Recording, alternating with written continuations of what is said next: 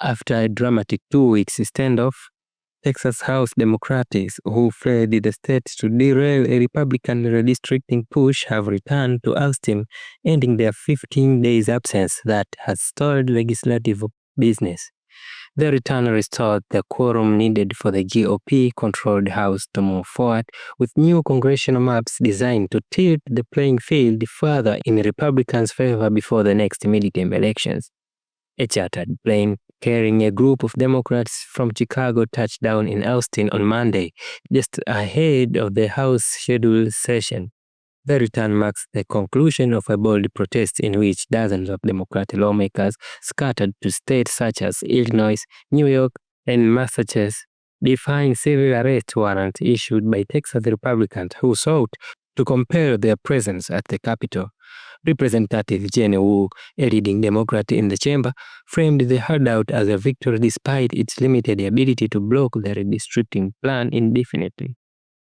He says, and I quote, "We ended a corrupt special session, withstood intimidation and surveillance, and rallied national attention to the fight for fair representation. Now we are back with momentum, ready to challenge this racist map in court, engage with communities across Texas, and show Democrats nationwide how to resist anti-democratic power grab." End of quote. At the heart of the battle is Governor Greg Abbott's decision, encouraged by President Donald Trump, to push for rare mid-decade redrawing for congressional lines. While redistricting is normally carried out once every 10 years after the U.S. Census, Republicans in Texas are seeking to add 5 new GOP-leaning districts, potentially reshaping the state's political landscape and strengthening their narrow majority in Washington.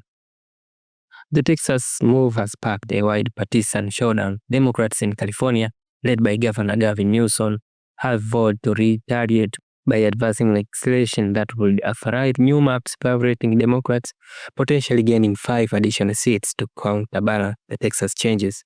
This proposal would require voter approval to override California's independent redistricting commission, and lawmakers are rushing to meet a Friday deadline to place the measure on the November ballot. Texas Democrats had previously outlined 2 conditions for returning home: California's introduction of its countermeasure and the formal adjournment of Abbott's first special legislative session. Both were satisfied late last week, yet Abbott quickly called a second special session, pledging to keep doing so until Republicans achieve their redistricting goals. Now, the legislative process in Texas resumed in earnest.